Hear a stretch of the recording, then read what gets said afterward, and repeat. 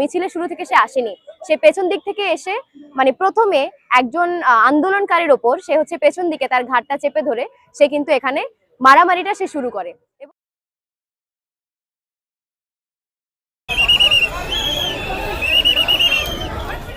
যে ধর্ষণের যে বিচারের দাবিতে, এবং শুধু বিচারের দাবিতে না, ধর্ষণ যে একটা স্থায়ী সমস্যা, এটাকে যে আসলে রাষ্ট্রীয়ভাবে একটা নিয়ন্ত্রণের দিকে যেতে হবে, এবং রাষ্ট্রের যে আইনি ব্যবস্থা, এই আইনি ব্যবস্থাকে যে আরো বেশি কার্যকর করা দরকার, এবং এটা যে আসলে সামাজিকভাবে এই দৃষ্টিভঙ্গিটা যে পরিবর্তনের ক্ষেত্রে রাষ্ট্র এখানে কতটা মানে প্রয়োগমূলক ব্যবস্থায় যেতে পারে, সেই দাবিটার পদত্যাগের দাবিতে এবং এই ব্যবস্থাগুলো সার্বিক পরিস্থিতি নিয়ে তারা হচ্ছে প্রধান উপদেষ্টা বরাবর একটা স্মারকলিপি দিতে যায়। এবং সেখানে আমরা দেখলাম যে তারা যখন মিছিলটা নিয়ে যায়, তারা কিন্তু পুলিশের সাথে শুরুতে কিন্তু তারা কোনো ইয়েতে যায়নি, এখানে কোনো হিচিং হয়নি। তারা প্রথমে একটা কম্প্রোমাইজ জায়গায় ছিল, তারা পুলিশকে যথেষ্ট ঠান্ডা মাথায় তারা বলেছে যে আমরা যদি না যেতে পারি অন্তত আমাদের একটা ছোট টিম, আমাদের কয়েকজন অন্তত স্মারকলিপিটা নিয়ে যাবে, জমা দিবে। কিন্তু পুলিশ আসলে কোনো কথাই শুনছিল না।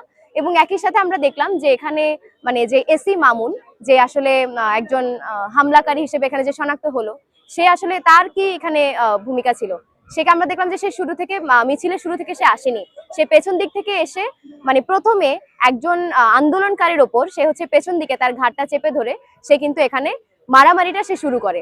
এবং তারপরে আমরা দেখলাম যে সেই সহযোদ্ধাকে বাঁচাতে গিয়ে এখানে আরো যে আন্দোলন কর্মীরা ছিলেন, তারা যখন সেই সহযোদ্ধাকে বাঁচাতে গেলেন, তখন তাদের উপর যেভাবে পুলিশ চড়াও হয়েছে এবং তাদেরকে আমরা দেখলাম যে একটা নারী শিক্ষার্থী তার চুল ধরে এবং তাকে ফেলে তাকে ওয়াকি টকি দিয়ে আঘাত করা হয়, এবং পাশাপাশি তাকে ছাড়াতে যে আরো যারা যায় তাদের উপরেও কিন্তু এই পুলিশ, এই এসি মামুন, সে কিন্তু চড়াও হয়।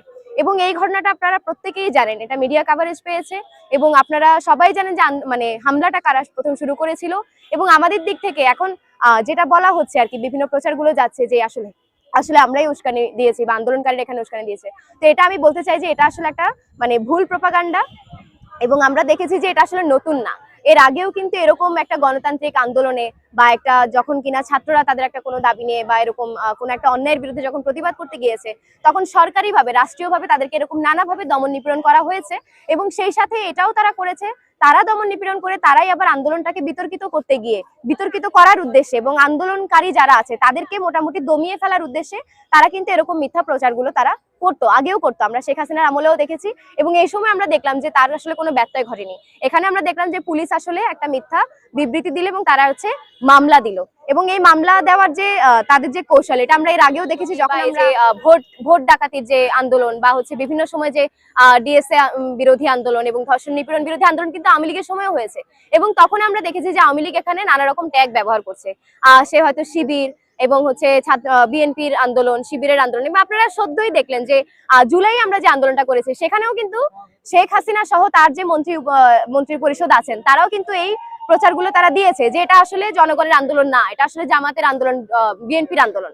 ফলে এই যে এই ট্যাগিং এর রাজনীতিটা কিন্তু এখনো চলমান, এবং এই সরকারও কিন্তু সেই দিকেই যাচ্ছে। আমরা দেখলাম যে আসলে ধর্ষণের সমস্যাটা আসলে একটা জাতীয় সমস্যা। এটা তো আসলে আপনি মানে আমার মা বোন, আপনার মা বোন, এটা তো কেউ নিরাপদ না। এখানে কোনো বয়স ফ্যাক্ট করছে না, কোনো পোশাক ফ্যাক্ট করছে না, এখানে হচ্ছে মানে একটা অপারেশন মূলক একটা বিষয় হয়ে দাঁড়িয়েছে ধর্ষণ। এবং আমি যে এই মুহূর্তে কথা বলছি, এই একই সময়ে কিন্তু মানে অলরেডি কয়েকটা ধর্ষণের ধর্ষণের ঘটনা কিন্তু ঘটে যাচ্ছে। কিন্তু আমরা দেখলাম যে এই ঘটনাগুলো যেগুলো ঘটছে তার কিন্তু কিয়দাংশ কিন্তু আসলে সামনে আসে না। তো যেগুলো আসছে সেগুলোর ক্ষেত্রে আমরা দেখছি যে যতটুকু সামনে আসে ততটুকুর বিরুদ্ধেও কিন্তু এই সরকার, এই রাষ্ট্র কিন্তু দাঁড়ায় না, এখানকার আইন কিন্তু দাঁড়ায় না।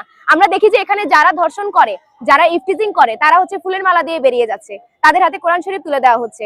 এবং যারা হচ্ছে ধর্ষণের আসামি, তাদেরকে এখানে মানে ফ্রিলি ঘুরে ঘুরে বেড়াতে আমরা দেখছি। যেমন আনভিরকে আমরা এখনো হাতের বাইরে, সে কিন্তু এখনো হাতে ধরাছোঁয়ার বাইরে।